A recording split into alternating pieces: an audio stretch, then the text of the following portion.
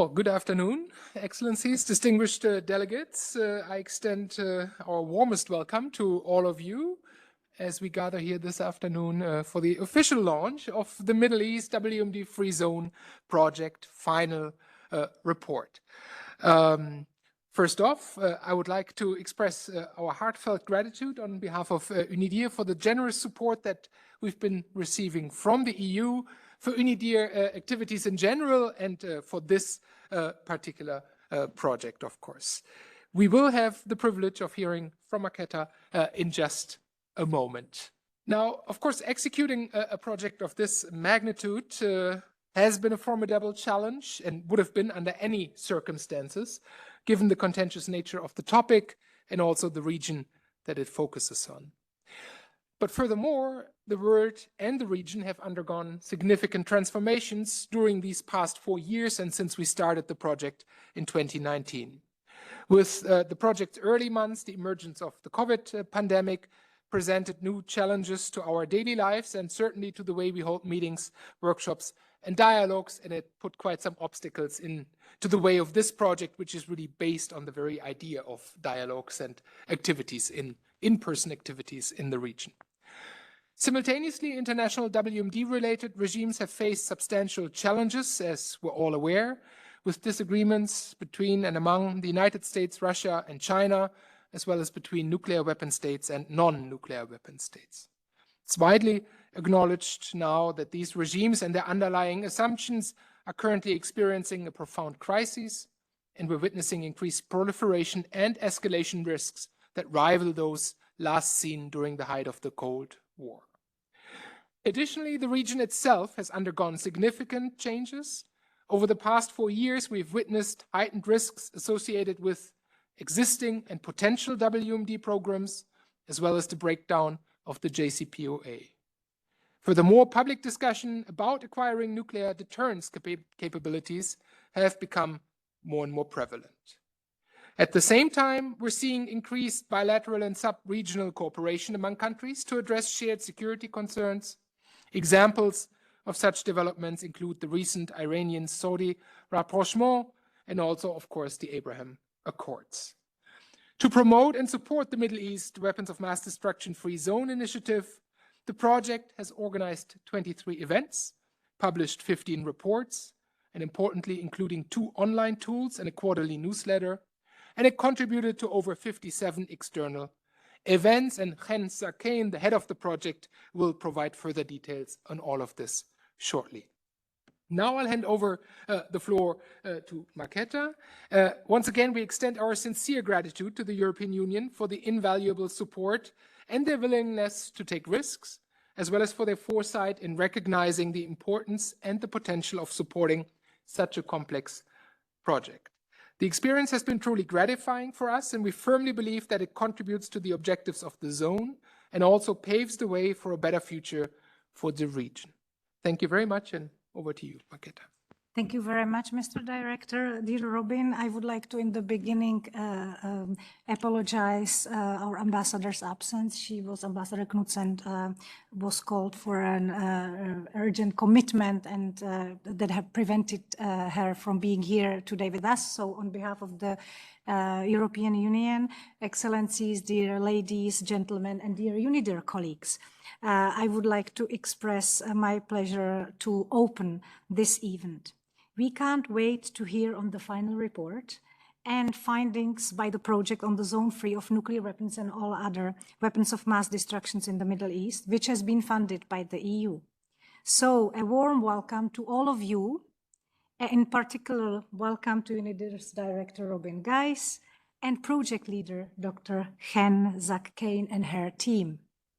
Please allow me to thank UNIDIR for the excellent implementation of the project and for the very good cooperation with the EU. It has been always a pleasure to partner with UNIDIR and with the project team. From the EU side, we are very satisfied with both the process and with the results of the project. Before we hear from Dr. Kane, let me share with you why the EU decided to support the project and what we intend to do in the future. First of all, the EU is a long-standing and firm supporter of a rules-based world order with the United Nations at the core. The EU has an equally long-standing commitment to disarmament and non-proliferation, which aligns with the Weapons of Mass Destruction Free Zone initiative, contributing to global peace and security. Furthermore, the EU has been a long-time supporter of peace and security in the Middle East. The situation in the region has direct implications on European security and vice versa. We are engaged from many different angles with the Middle East region and with the states and peoples in the region. WMD's existing and potential proliferation in the Middle East remains a significant concern for the EU. Establishing a free zone is a crucial step and tool towards promoting regional stability, peace and security. The EU has been in favor of a WMD-free zone for a very long time, freely agreed to by all states in the region. This position remains unchanged. The establishment of such a zone will strengthen key international treaties, such as the Non-Proliferation Treaty, the Chemical Weapons Convention, and the Biological and Toxic Weapons Convention. By promoting the Middle East WMD-free zone and addressing WMD proliferation, the EU aims also to reduce tensions and minimize the risk of armed conflicts in the region. The EU recognizes that achieving the goals of a free zone requires a long-term commitment, and it is a complex understanding.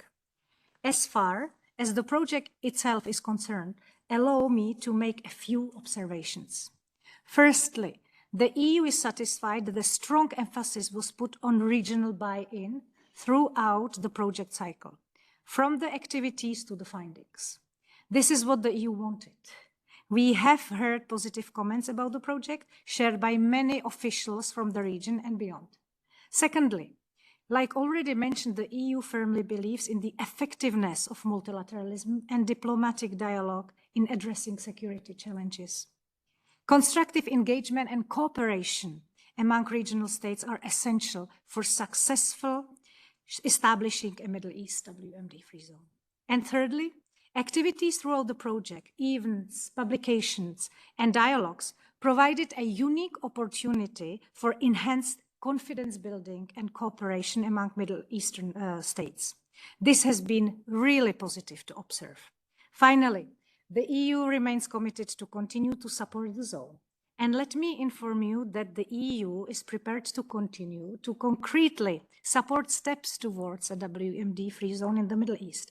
As we meet today, EU member states foreign ministers take decision in Brussels on a council decision for a phase 2 of the WMD-free zone project. This is meant to be a clear political message about EU's continuing commitment to Middle East WMD-free zone efforts. Dear ambassadors, ladies and gentlemen, thank you for your attention and for inviting us today. Thank you, Marketa, and thank you, Robin, for the welcome remarks as well as kicking off the event. And I want to also especially thank my team, Farzan, and Laura, Sarah, Ruth, and Salma, for really working hours and hours about making sure the products that we have produced are up to the standards that UNIDIR used to and really proud of. So with that, I want also to thank again the EU, and I think that it's important to note here that the way that you have been supporting us both in the political backing as well as really the financial generosity allowed us to work over years, over the last 4 years in a comprehensive way as well as in a consistent way to support the Middle East and support the Middle East weapon of mass destruction free zone idea. And that's something that I think on behalf of all the people from the region, I want to thank you. So with that, let me dive immediately into the presentation and what really we accomplished so far in the last 4 years. The project was approved as a European Council decision in 2018, and then it was supposed to be for 3 years, and because of COVID, we extended to another year. It ends actually in 2 weeks, in July 10th, and as we heard from Marketa, there is the consideration right now for a phase 2 of the project for possibly another 3 years. The objective of the project, we had 4 different objectives. The objectives are comprehensive, but also complementary. The first one was to fill research gaps, and you will see some of the activities that we did. Really, the intention was to cover aspects on the Middle East weapon of mass destruction free zone, historical events that nothing has been written about it for years or forever. So this was intentional in order to make sure that some of the events and the processes and negotiation that took place are recorded, and lessons learned are being taken out of those events and episodes in history. The second one is to build analytical capacity in the region. Really, here was to support technical, legal, and strategic thinking in the region, how to promote the Middle East weapon of mass destruction free zone. There are technical issues, there are legal aspects of that. It really, the region was eager to understand more about how to implement the idea of weapon of mass destruction free zone in reality. To collect ideas and developing new approaches. And it's really interesting, I think, obviously the Middle East that we knew it in 2019 when we started the project really morphed and changed in the last 4 years. So to answer demands and requests based on those changes and the political and strategic changes were important for the project and in order to really promote the zone implementation idea. And then to foster inclusive dialogue. That was another important, very important aspect that the EU requested us to emphasize because there are very, very few places where every country from the region can speak with each other in a free and safe manner. How much we produced so far is about 15 publications on various topics, and please feel free to take. We have copies at the end table there. And we produce on different various topics. We produce publications about nuclear energy in the region, nuclear disarmament, verification of nuclear disarmament, chemical and biological weapons, means of delivery, and much more. We also attempted, whenever possible, to translate the publication into the 3 main regional languages, Arabic, Persian, and Hebrew, in order really to make them accessible. Some of the terms, for example, that are used in English in non-proliferation and arms control and verification do not exist in our languages. Some of them exist but have dual meaning. So we really wanted to make the topic accessible to people in the region, and especially, for example, diplomats and experts, so they can use them when they go and need to decide on either the country position or recommend on a country ideas of how to promote different aspects of what was covered. We also had about 11 outside publications that our researchers published outside of UNIDIR, but in accessible, like the Atomic Bulletin, as well as Arms Control Today. And then last, we had 2 online tools. The first one is the document depository. The document depository is about over 400 documents of the entire history of the Middle East weapon of mass destruction free zone. It's both different positions of countries, working papers by countries, but also reports that were provided that were written over the years by the UN, by the IAEA. And also what is accessible here is for the first time some documents that were presented in negotiations, so both in the arms control regional security in the 1990s as well as during the Geneva consultations in the 2000s. So those are have really some documents that have never been published before. The timeline is a really historical account of all the main 150 milestones of the Middle East weapon of mass destruction free zone in history. It's interactive, and those 2 tools are actually connected to each other. So if you look on specific event, you can link, it is already linked to the documents themselves that demonstrate what we're speaking about, or if it's a specific report or position of a country. With event, we started really with events, which is sometimes counterintuitive when we spoke about dialogues in the region. We started with dialogue within countries and bilateral us and specific countries. We did the first ones in Egypt, Iran, and Israel. Obviously, COVID started in the middle, so the one with Israel and Iran were online. And then the last one was with the Gulf countries in Bahrain, and that was back in person. And you definitely can see the difference between online and virtual and in-person event when you try to organize a dialogue. The reasons for starting on a national basis was first to ensure buy-in. When we started the project, we got clear messages from most countries in the region, the main ones, that they believe that the project is against them.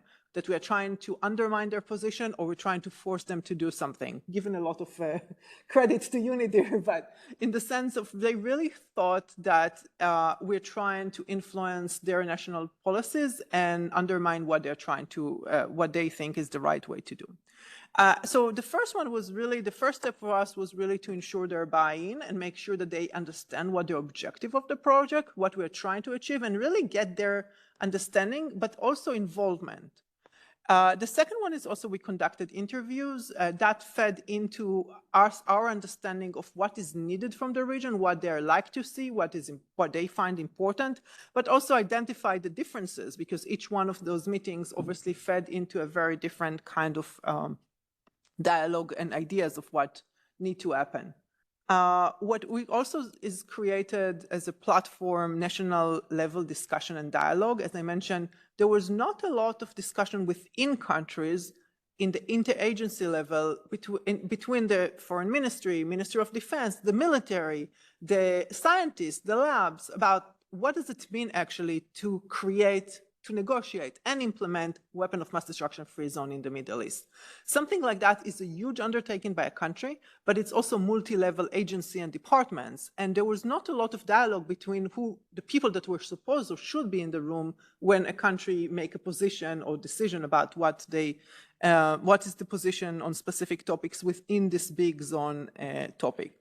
And then that's really what we built the idea of how we started from there, and to build the idea of how to expand it to become a regional wide dialogue. And then we also identify some areas, ideas, how to go forward with that. With the events, what we organized total is 23 events that were regional wide. Some of them were open to everyone in the region, as well as some of them were completely public. Some of them were workshops that really solicited more regional experts, sometimes regional and international experts on specific topics. As I mentioned, some of the topics were related to nuclear verification, JCPOA, lesson learned, chemical and biological weapons, means of delivery, or promoting women participation.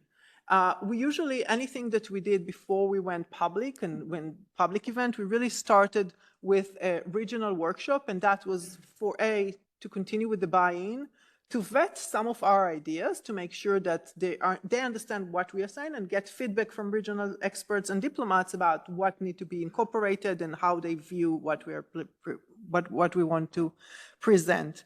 We partner with different international organizations at the IEA, OPCW, ISN, UNODA, and UN Women. In total, we had about 1,700 participants in our events, and this is a little bit underrepresentative because we have the numbers only of registered participants. People that come to the room, for example, in the NPT RevCom side event, First Committee side event, we don't have their names because they didn't have to register online. So this is a little bit underrepresentative of the total number that we had, and from about 132 different countries or territories.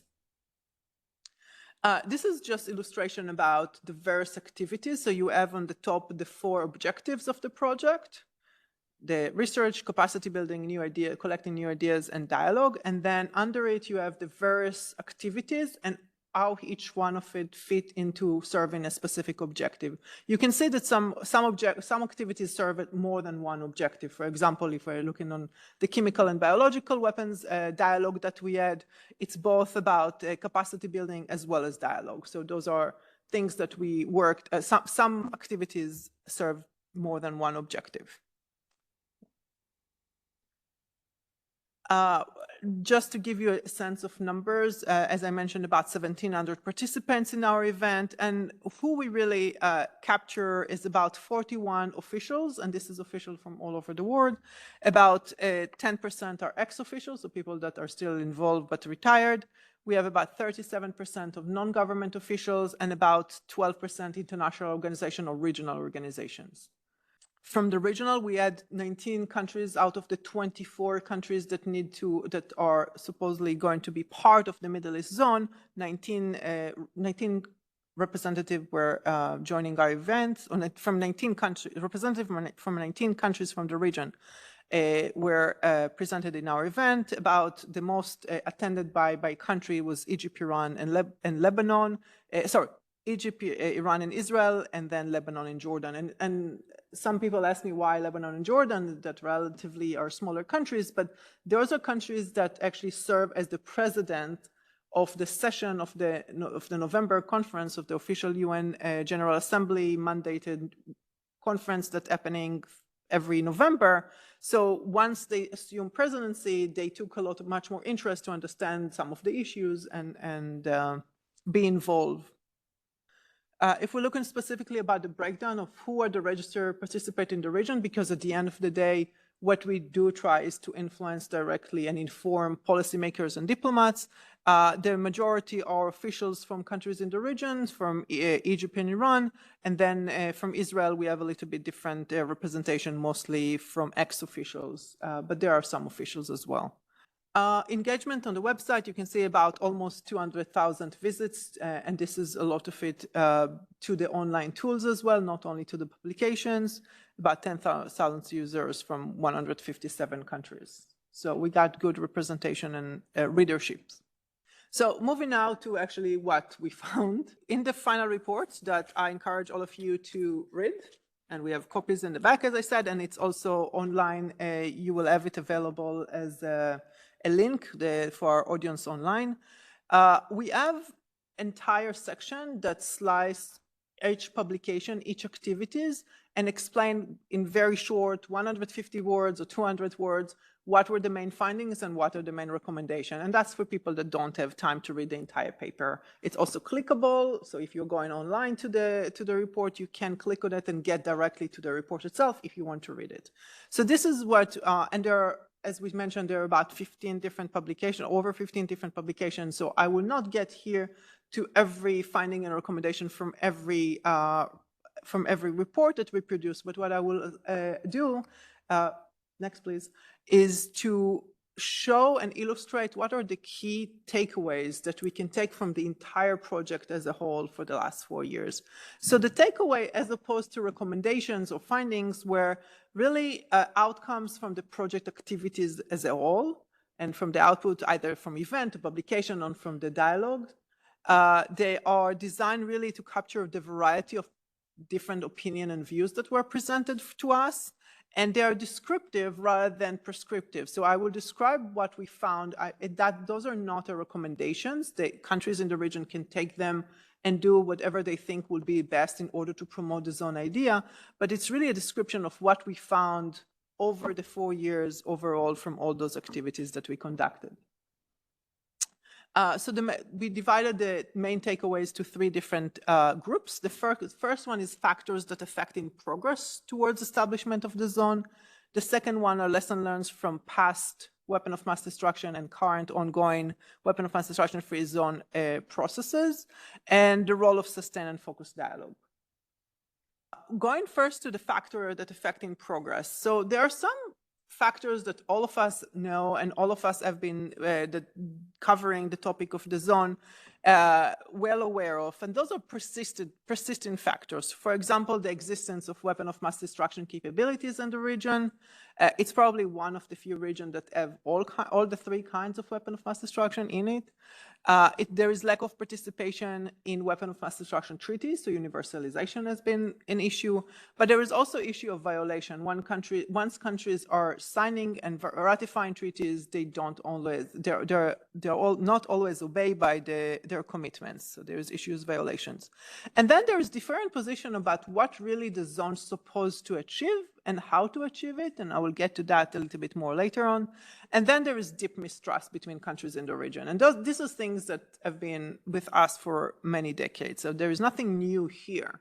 But there is also another aspect of it. As I mentioned, the Middle East, that when we started in 2019, the project really changed dramatically in the last 5 years or 6 years. And then the first one is the emergence of non-state actors, and this is something that is happening for a while. It started with Al-Qaeda and then ISIS, and then there are many other non-state actors that still featuring in countries' threat perception And when you ask countries, what is your main threat? Many times they will say the non-state actors, because they see it not only as a security challenge, but also as a governance challenge about their ability to sustain their government and their not control, but functioning government as well. Another is the international tension and competition between the China, US, and Russia, and how that's influenced their perception about their need to choose sometimes sides, and sometimes their ability to play them against each other, but also in the sense of their need to better strategize about their needs, as well as how to partner with each one of them. Another aspect related to that is military intervention by those countries in the region, and how that influences country security as well as sustainability of security and stability. The next factor is also, it's continuing to speak about factors that affect in the establishment of the zone, is disagreement about the scope. Countries in the region are not completely agree yet about what the zone should cover or not. Should it cover means of delivery? Should it cover aspects of non-proliferation related to hedging and how to deal with that in a future zone? And then what we also found is that the security incentive of all countries in the region is to join a weapon of mass destruction free zone. So there is a lot of important security incentive why to join, but there are also security disincentive of some countries why not to join, or to be not as constructive or active in the negotiation themselves.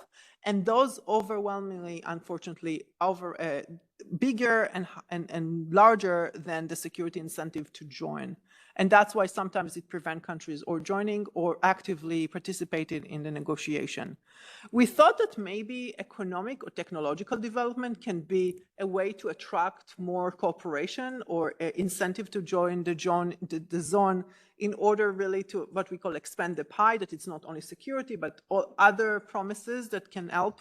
But we found that still security, this incentive or the missing incentive related to security overweight the incentive themselves. Moving to the next lesson learned was related to past processes and what we learned from them. So first is the importance of documenting processes and preserving some institutional memory.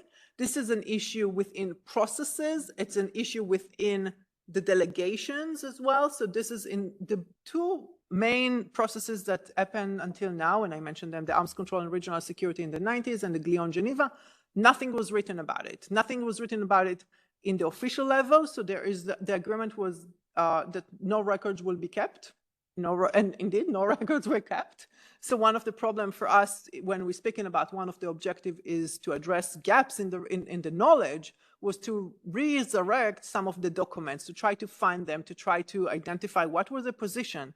The challenge is when there is no documents preserved and nothing really agreed about the history of the process or what's even ongoing right now in the process, is that everyone can have its own truth of what happened in the room.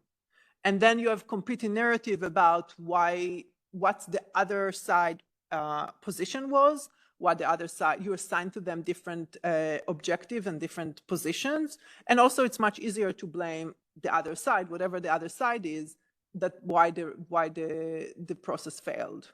So not having really and some kind of objective history and records of what happened create actually more mistrust. The impact of composition of the negotiation teams, there are just a lot, and this is sometimes need to happen anyhow because of the diplomatic demands of teams, but the fact that it takes a long time in the region to build trust and to build a rapport with the other delegations, and when people change, and especially when there is no record of what was agreed and what was not agreed in environment that usually the negotiation formula is nothing is agreed until everything is agreed. When you start losing people that at the historical account of what happened until now, that's really influenced the ability of getting progress and make a change over time. Next. The need for high-level support. This is true for, I think, every negotiation processes, but especially in the Middle East, if there is no buy-in by the policymakers, by the highest either foreign ministers, prime minister or presidents, then they really, they most times government themselves or the delegations don't have the specific instruction what need to be achieved and how to achieve it. And they also don't, the communication is that it's not as important anymore. There are other priorities to the country, to the decision makers. So that's not only communicated down to the delegation, but it's also communicated to the other delegation how serious or not serious your country is about this topic. They also need to, what we found is that if there is no agreement about the objective and the modality of the process to begin with, it's extremely hard to negotiate it in the negotiation themselves. Because the countries themselves, if they don't agree why they're in the room, might not come to the room. And that's what we found in several times, that their expectation was that let's just get into the room so we can agree to those, but countries did not get into the room because they didn't agree, because there was no pre-negotiation phase where they agree about what is the objectives and how to achieve it, what is the modalities. Defining and coordinating what the role of extra-regional players are. There is a lot of expectation to extra-regional players to play a role, either if it's the UN or if it's the P5 or if it's, before there was also a facilitator. So there is a very clear need and want for extra-regional countries to play a role, but there is not always clear which role they need to play, and they not always communicated to the other side that that's what the expectation, or they got the agreement from the other side to play that role. So unless there is agreement about what should be the role, how to play it, and that they agree also, the extra-regional players to agree to play that role, there's become a lot of frustration, and then we start again if the process failed, there is blame about the extra-regional players that they didn't play enough active role or played a different role than what the regional countries expected them to play. The last one is the significant cost of failed negotiation. Failure, unfortunately, is not cost-free. And when there is repeated failures, what created is, it's created even more mistrust between countries. And there is more, because also the various narratives of why the processes failed, it's really become also, it creates a lot of skepticism about, is it even possible? And also what really the other side intentions are. And you have in the narrative publication that we will publish soon, you will see they're very strong opinion about the other side and what their real intention, and none of them is about the good nature of or really to achieve the zone. It's really each one of them blame each other on other motivations. The last one is the role of sustained and focused dialogue. Because of the mistrust, because of this various notions about what the other side really wants and try to achieve and undermine your national security, the other side national security, there is a lot of value in creating a safe environment when countries in the region can speak with each other, both officials as well as experts. And then we do it both regional wide as well as the important, and we spoke about the national and sub-regional, in order on the national level to create this interagency and intergovernment dialogue of everyone that need to be in the room in order to make decision about what is your national position and how to make sure that you protect your national interest, as well as created awareness, because the zone is very much a foreign ministry project right now, but we need to really bring additional people that will be important into the conversation, because the implementation will not be done by diplomats, it will be done by the military or will be done by scientists. So we need to make sure that their input is in the decision-making of positions. Otherwise, it will be extremely hard to create the implementation later on. If we look on the overall impact of the project, we received many requests for capacity building. Many of them we delivered. We were told repeatedly that we're informing research of experts, but also policymakers and diplomats.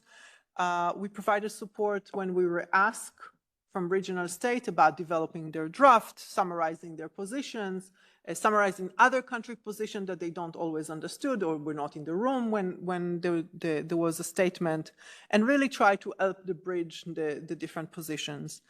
We integrated fresh voices. We had more women. We had young experts as well as scientists in our dialogues and in our workshops. and we contributed or asked to contribute to about 57 external events. With that, I will finish here and take any questions that you might have. I know we have audience in the virtual as well, so if there will be, I will take a couple of questions here, and then we will move to our virtual audience if there are any questions. Thank you, Christoph Sennett from the Austrian mission. Thank you very much for organizing this very interesting briefing. I just wanted to pick up, I think, what Director Geiss mentioned at the beginning. Throughout the period of the project, there were some dynamics also in the region. The Abraham Accords were signed, and we saw recently a rapprochement between Saudi Arabia and Iran. Did that impact the workshops and the work that you conducted? And do you think that will influence the work further down the road for the follow-up project? Thank you. Thank you. I would say what we identify right now is two separate parallel dynamics that I think important to note. And what you mentioned is one dynamic, which is, but let me start from the second one. And one is very positive and one is very negative. So the negative one is that we start seeing countries in the region developing capabilities that they didn't have before, both conventional as well as insinuating for non-conventional one. Once we see countries in the region, some of them start resorting to thinking that they might need to develop deterrence capabilities, as well as increasing reliance on hedging. So this is our latency, and those are negative. They will have negative implication and concern about weapon of mass destruction proliferation in the region. So that's on one hand. On the other hand, what we see, I will call it more maturization of countries in the region realizing that they cannot rely on outsiders to help them, and really they start helping each other and look on each other as a way to address their national security concerns.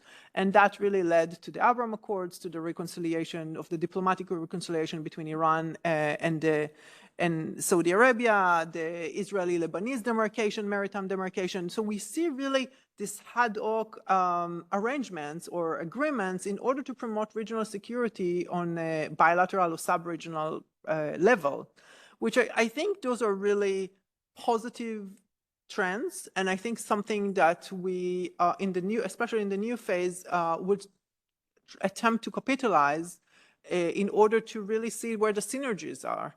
Because if countries in the region are more willing to speak with each other, more willing to look on regional security as a whole, as a dimension where they can progress, I think that's really promising and something that we did not have for decades before. And so this is really recent development and very positive development.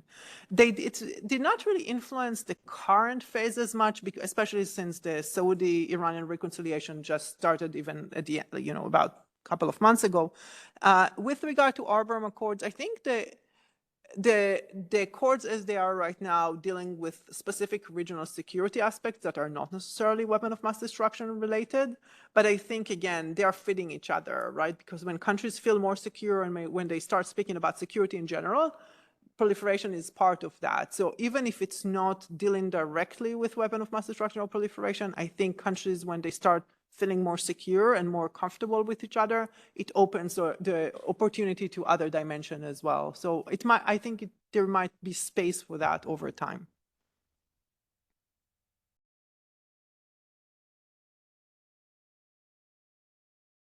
Thank you. I think there are several levels. I think the first one is really with regard to the scope of the zone, is like when we are thinking about what should go in and what should not go in. Even so, it's very clear that nuclear, chemical, and biological weapons are going to be included, but I think there is not a lot of thinking about where we see the opportunities and the potential is where there is not a lot of research or not a lot of dialogue. For example, how nuclear verification can happen in disarmament as well, can happen in the region. What are the dimension of biological and chemical verification that are needed in the region for the zone to exist in a sustainable way? So those are areas that really not a lot of thinking has been done so far about it. We started that, and we have some reports about it, but I think that's really areas where we can continue thinking as well as cooperation with specific projects. Another aspect is related to nuclear energy. This is something that countries in the region are actively thinking or developing. So where areas that regional cooperation can happen, it's probably SMRs, emergency response, education, capacity building. And then there is also the issues that things that even if they decide in one point not to be part of the zone treaty itself, for example, means of delivery, it's still debated, should it be or should not. So besides of trying to identify should or should not, there are ways also to identify some cooperative measures and CBMs, confidence building measures that might be able to support the zone treaty and implementation, even if there are no restrictions within the treaty itself. Thank you, Chen. Do we have any more questions? You mentioned there are different security disincentives, right, from the region. So now that we have the chance, we're here in the room, just wondering if you could perhaps expand on what are prominent security disincentives that we have.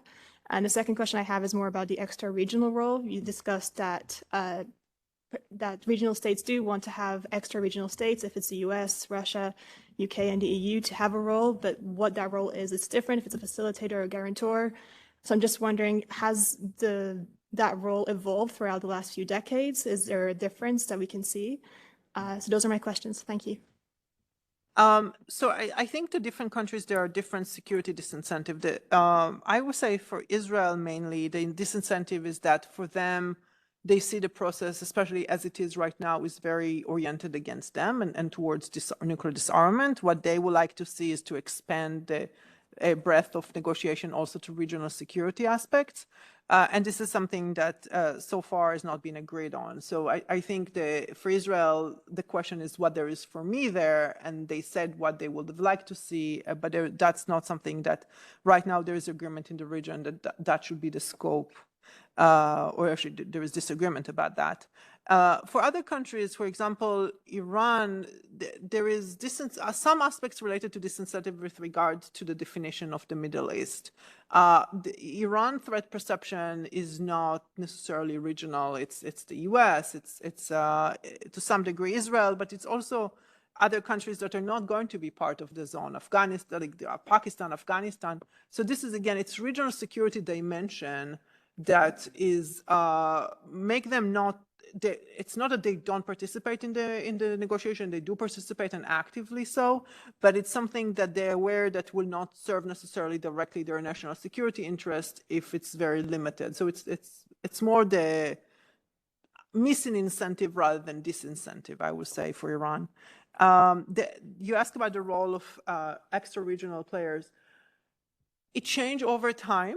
I would say at times they were the main driver behind it. So for example, in Acres, US and Russia were the main drivers behind the entire process. More the US than Russia, but both of them were the galva holders for the arms control and regional security. So they are the ones that convened, created the agenda, decided who the participants are. So it was very heavy-ended, sort of outside-in process. In Glion, Geneva, it changed a little bit. They were the part of the co-conveners. So the regional countries gave them the role of being a co-convener of the conference. The conference did not take place, and that's when they were blamed that it was not taking place because of they did not play active enough role, or more that they had other interest in their, rather than what the role that was given to them.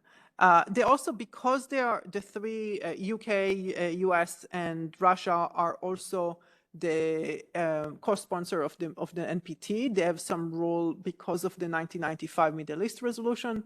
They have, and they are co-sponsor of that resolution as well. So they have a different role that is assigned to them through the NPT process because of the 1995 Middle East resolution. So they have some role that play as part of that, of implementing the 1995 resolution. And last, other countries in the region want to see them in different capacities. Some of them want that those countries will give them security guarantees. Some countries in the region want them to be the enforcers of the either NPT or 1995 Middle East resolution, or if there will be any Middle East treaty, that they will be the enforcers to make sure that it's being, and they also will punish if things are not, for any violation or if countries don't cooperate. So there's different perception of what those countries should or should not play a role in a future treaty.